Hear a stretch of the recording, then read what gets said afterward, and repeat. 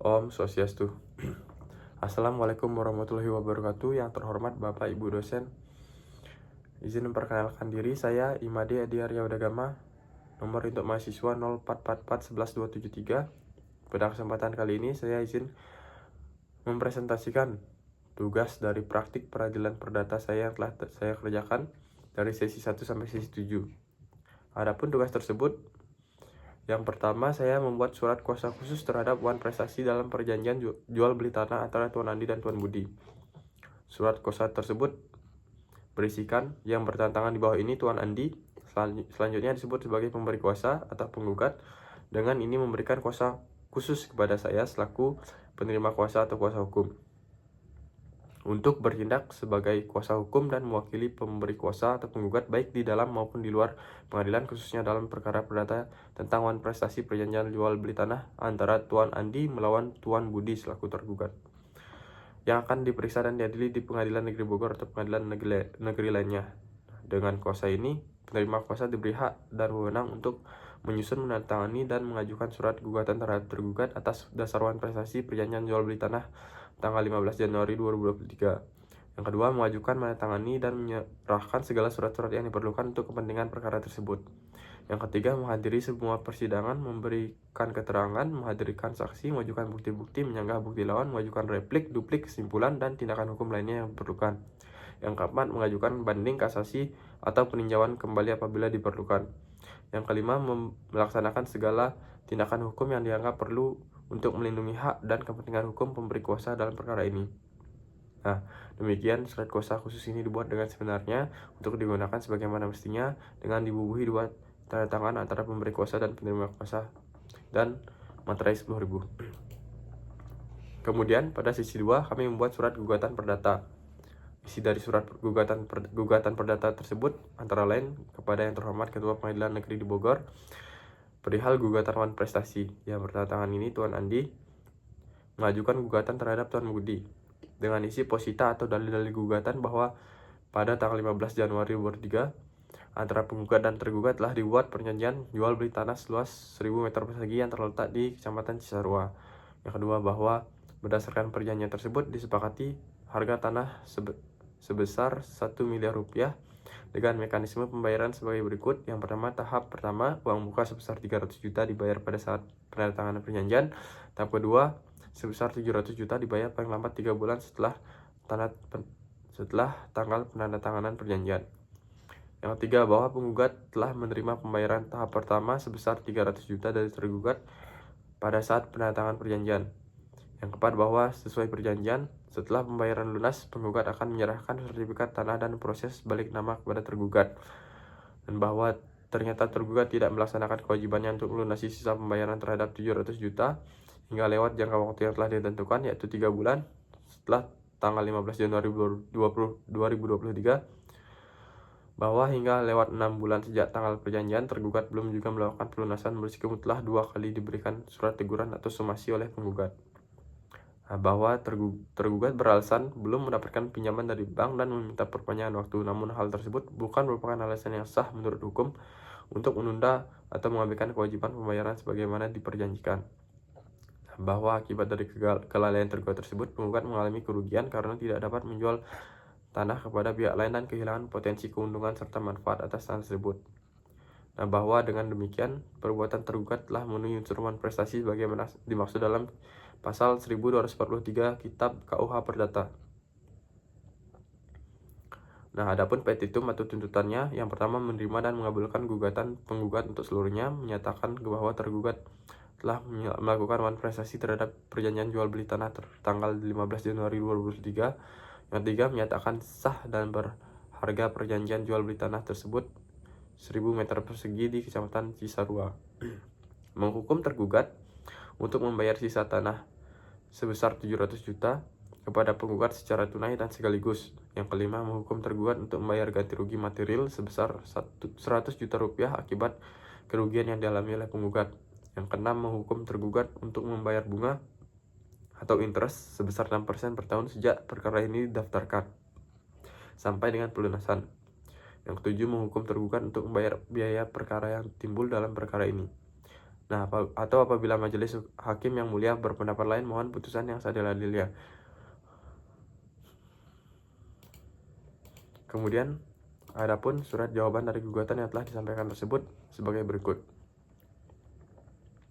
Kepada yang terhormat Majelis Hakim Pengadilan, dengan hormat yang bertandakan di bawah ini, saya selaku kuasa hukum dengan ini mengajukan jawaban atas gugatan penggugat sebagai berikut.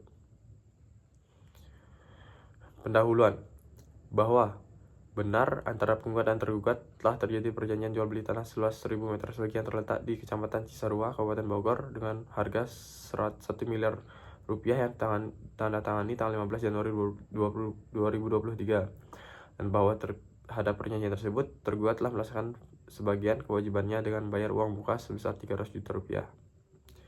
Yang kedua, anggapan atas gugatan penggugat mengenai tuduhan wan prestasi, bahwa tergugat menolak tegas tuduhan penggugat bahwa tergugat telah melakukan wan prestasi. Adapun benar bahwa pembayaran tahap kedua sebesar 700 juta tersebut belum dilakukan dalam waktu 3 bulan sebagaimana perjanjian. Namun hal tersebut bukan karena kelalaian tergugat, melainkan karena adanya keadaan memaksa force majeure di mana tergugat belum memperoleh pencairan dari pihak bank. Yang kedua, mengenai itikat baik, bahwa tergugat telah menunjukkan itikat baik dengan memberikan keterlambatan pembayaran, memohon perpanjangan waktu, dan tidak pernah menolak kewajiban untuk melunasi harga tanah.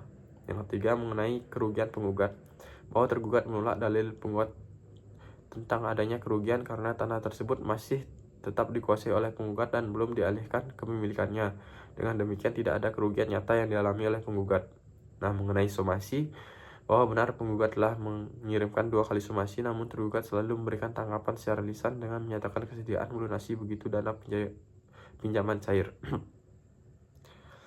Argumen hukum, bahwa menurut pasal 1244 dan 1245 KUH Perdata, debitur tidak dapat dihukum mengganti kerugian apabila ia dapat membuktikan bahwa keterlambatan atau kegagalannya disebabkan oleh hal yang tidak dapat dipertanggungjawabkan padanya atau force majeure. Bahwa perbuatan tergugat tidak memenuhi unsur wan prestasi sebagaimana dimaksud dalam pasal 1239 KUH Perdata karena tergugat tidak menolak kewajiban tetapi hanya mengalami hambatan waktu. Yang ketiga, bahwa prinsip hukum perjanjian sebagaimana tertuang dalam pasal 1338 KUH Perdata menyatakan bahwa perjanjian harus dilaksanakan dengan itikat baik dan tergugat telah melakukannya. Adapun petitum, berdasarkan uraian di atas, tergugat melalui kuasa hukumnya mohon pada majelis hakim untuk memeriksa dan mengadili perkara ini untuk memutuskan: yang pertama, menerima dan mengabulkan jawaban tergugat untuk seluruhnya. Yang kedua, menolak seluruh gugatan penggugat untuk seluruhnya. Yang ketiga, menyatakan bahwa tergugat tidak terbukti melakukan wan prestasi. Yang keempat, menyatakan bahwa perjanjian jual beli tanah antara penggugat dan tergugat masih sah dan tetap berlaku. Yang kelima, menghukum penggugat untuk membayar biaya perkara yang timbul dalam perkara ini. Adapun penutup, demikian surat jawaban ini disampaikan agar majelis hakim yang memeriksa perkara ini berkenan mempertimbangkan dan memberikan putusan yang seadil-adilnya. Ex aequide et bono. Hormat kami, advokat atau konsultan hukum. Nah, kemudian adapun surat replik yang telah saya buat sebagai berikut. Pengadilan Negeri Bogor Perkara Perdata. Surat replik berdasarkan surat gugatan yang telah diajukan oleh penggugat dan jawaban dari tergugat yang telah diterima. Dengan ini penggugat mengajukan replik sebagai berikut. Pendahuluan, dengan hormat menyampaikan bahwa jawaban tergugat tidak dapat diterima karena tidak mengubah fakta-fakta fundamental dalam perkara ini. Penggugat telah memenuhi kewajibannya sepenuhnya, namun tergugat tetap melakukan wan prestasi atas perjanjian yang telah ditandatangani bersama.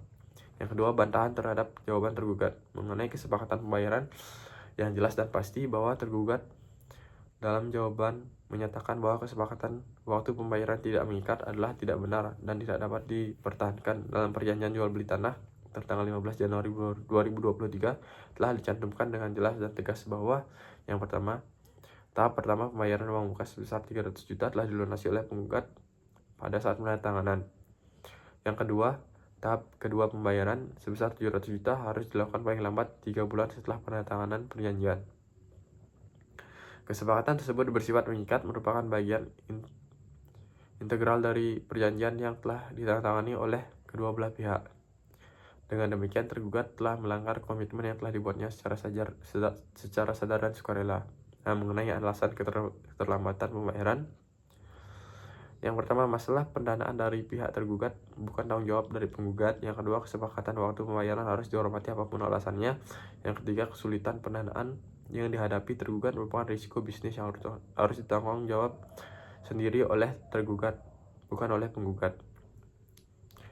Mengenai bukti somasi yang telah dikirimkan, bahwa penggugat telah mengirimkan 2 kali surat teguran somasi terhadap tergugat. Fakta bahwa tergugat tidak merespon somasi tersebut menunjukkan sikap tergugat yang tidak serius dalam memenuhi kewajiban. Pengabaian terhadap somasi ini merupakan pengakuan tidak langsung dan wan prestasi yang telah tergugat. Yang ketiga, kerugian yang dialami oleh penggugat, bahwa akibat dari wan prestasi tergugat, penggugat telah menderita kerugian yang nyata.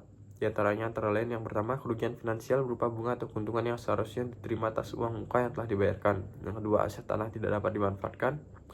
Yang ketiga, kerugian akibat menurunnya nilai tanah. Yang keempat, kerugian imaterial berupa kegagalan untuk transaksi bisnis yang telah direncanakan.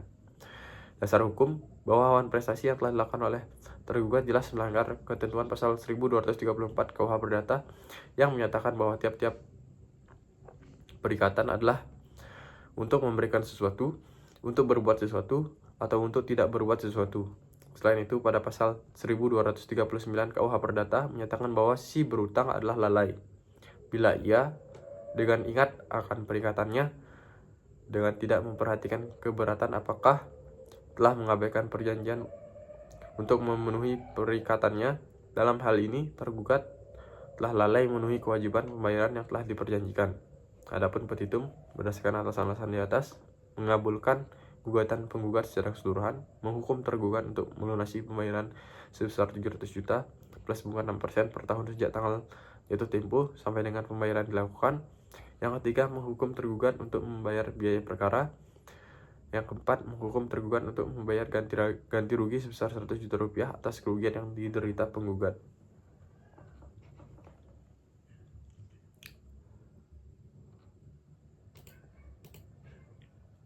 Nah, kemudian ada pun surat duplik. Setelah dari surat replik yang telah saya buat, yang pertama, penggugat Tuan Andi melawan Tuan Budi.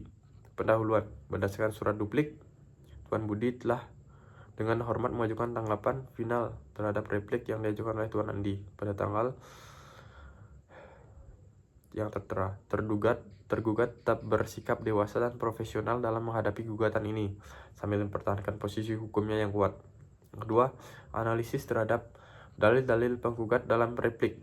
Yang pertama, mengenai kesepakatan pembayaran. Tergugat tidak membantah bahwa telah terjadi kesepakatan mengenai pembayaran tahap kedua sebesar 700 juta paling lambat 3 bulan sejak penandatanganan perjanjian. Namun tergugat perlu menekankan bahwa terhadap situasi force majeure dan kesulitan likuiditas yang tidak terduga yang menjadi penyebab keterlambatan pembayaran. Yang kedua, mengenai alasan kesulitan finansial. Penggugat dalam repliknya menolak alasan tergugat mengenai kesulitan mendapatkan pinjaman bank. Namun tergugat ingin menegaskan bahwa proses persetujuan kredit dari lembaga keuangan memerlukan waktu yang tidak dapat diprediksi, termasuk berbagai dokumen dan verifikasi yang rumit. Ini merupakan bentuk kelalaian tergugat. Ini bukan merupakan bentuk kelalaian tergugat, melainkan keterbatasan sistem finansial. Yang ketiga, mengenai tanggung jawab tergugat. Tergugat mengakui bahwa keterlambatan pembayaran terjadi, namun tergugat dengan tegas menyatakan bahwa keterlambatan yang terjadi tidak sepenuhnya disebabkan oleh kesalahan tergugat, tetapi karena ada faktor eksternal yang tidak dapat dikendalikan. Yang kedua, tergugat telah menunjukkan etikat baik dengan tetap mempertahankan keinginan untuk menyelesaikan pembayaran. Yang ketiga, tergugat tidak pernah menolak pembayaran, hanya meminta waktu tambahan yang wajar. Dalil-dalil dalam pertahanan tergugat. Yang pertama, prinsip keadilan dan etikat baik. Berdasarkan pasal 1338 ayat 3 Kitab Undang-Undang Hukum Perdata, setiap perjanjian harus dilakukan dengan etikat baik.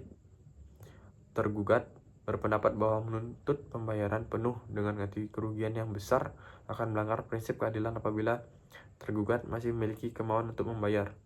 Penggugat seharusnya memberikan kesepakatan yang wajar kepada tergugat untuk melunasi hutangnya. Yang kedua, tidak ada kerugian yang nyata yang terbukti. Penggugat mengklaim bahwa mengalami kerugian karena tanah tidak bisa dijual kepada pihak lain, namun penggugat tidak menyertakan bukti konkret mengenai calon pembeli, harga pasaran tanah, perhitungan kerugian yang jelas dan terukur. Tanpa bukti yang nyata, klaim ganti kerugian penggugat tidak dapat diterima. Yang ketiga, perjanjian masih dalam proses pelaksanaan. Perjanjian jual beli antara penggugat dan tergugat masih belum sepenuhnya berakhir. Tergugat masih memiliki kesempatan dan kemauan untuk melunasi pembayaran, oleh karena itu belum dapat dikatakan terjadi prestasi yang bersifat permanen dan mutlak. Adapun somasi yang dikirim belum berakibat hukum final. Meskipun 2 surat somasi telah dikirimkan, hal tersebut hanya merupakan upaya administratif yang belum merupakan penetapan penghentian perjanjian yang final. Tergugat masih memiliki hak untuk menyelesaikan pembayaran dalam jangka waktu yang masuk akal.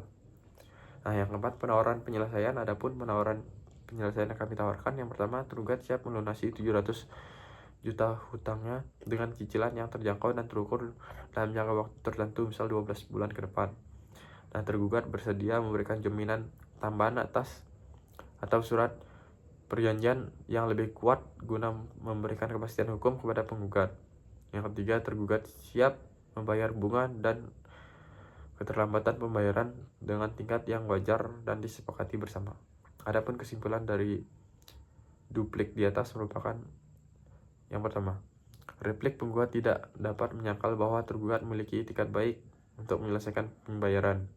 Keterlambatan pembayaran disebabkan oleh faktor-faktor eksternal yang tidak seluruhnya di luar kendali tergugat.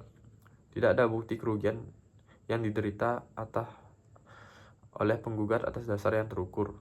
Yang keempat, gugatan penggugat tidak dapat dikabulkan sepenuhnya atau setidaknya perlu dikurangi secara signifikan. Yang kelima, tergugat tetap bersedia untuk berkompromi dan menyelesaikan perkara ini secara damai. Oleh karena itu, tergugat mohon kepada Yang Mulia Hakim untuk menolak gugatan penggugat untuk seluruhnya atau setidaknya sebagian.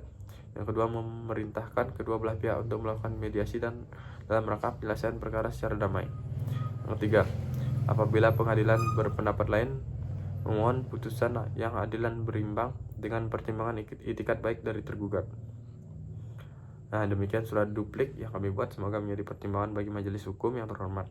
Tergugat Tuan Budi atau kuasa hukum saya. Kemudian adapun,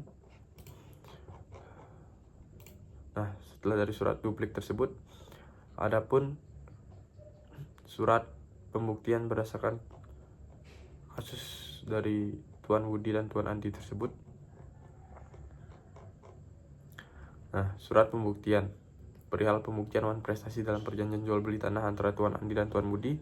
Dengan pendahuluan, surat pembuktian ini disusun mendokumentasikan dan mengumpulkan seluruhnya bukti-bukti yang merupakan terjadi prestasi oleh Tuan Budi sebagai pembeli dalam perjanjian jual beli tanah yang ditandatangani pada tanggal 15 Januari 2023. Pembuktian ini mengacu pada pasal 1865 KUH Perdata dan Hukum Acara Perdata. Identitas pihak-pihak, daftar bukti-bukti. Adapun penjelasan detail-detail bukti-bukti yang berisi, yang pertama, perjanjian jual beli tanah tanggal 15 Januari 2023. Yang kedua, ada kwitansi pembayaran uang muka, surat somasi pertama, surat somasi kedua. Adapun bukti pengiriman somasi atau tanda terima, sertifikat tanah, surat keterangan dari lembaga notaris atau pengembang, korespondensi dari kedua belah pihak.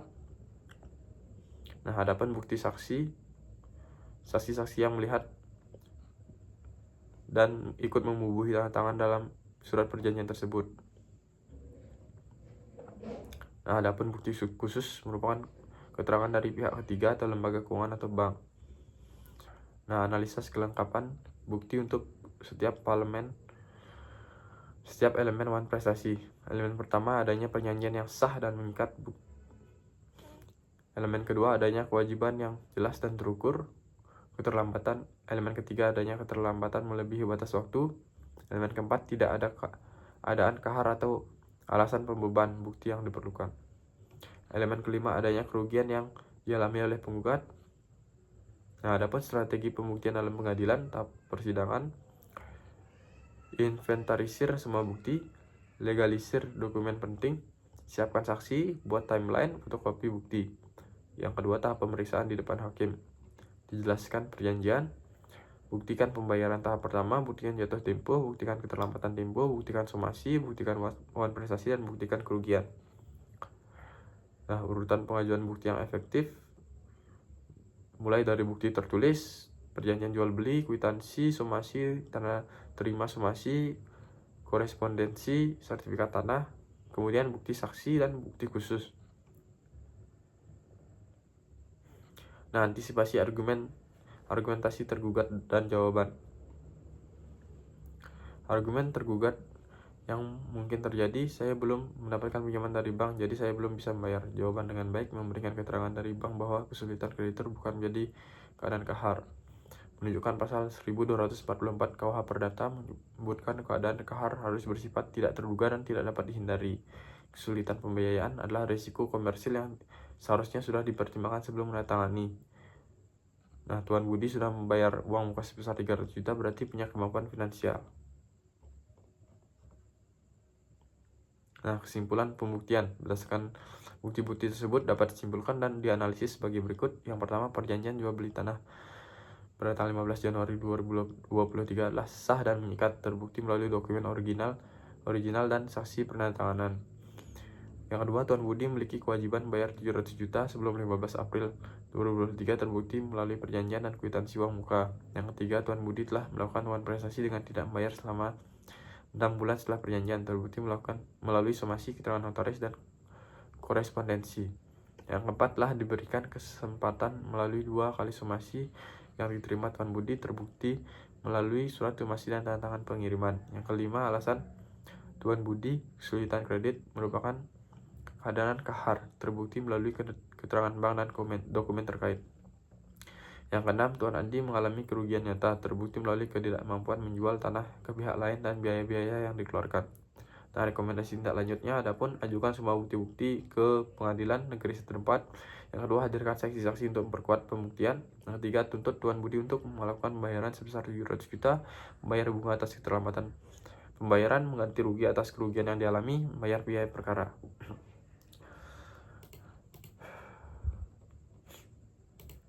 Nah, adapun yang terakhir, kami membuat surat kesimpulan.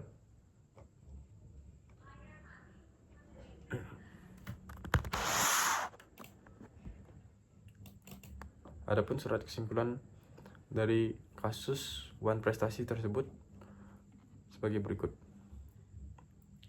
Surat kesimpulan, perihal kesimpulan hukum atas kasus wan prestasi dalam perjanjian jual beli tanah antara Tuan Andi dan Tuan Budi yang bab 1 merupakan identitas pihak-pihak penggugat dan tergugat. Yang kedua, bab 2 merupakan ringkasan fakta umum.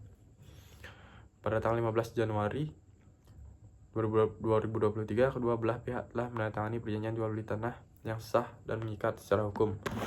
Objek transaksi adalah sebidang tanah seluas 1000 meter persegi di Kecamatan Cisarua dengan harga total 1 miliar.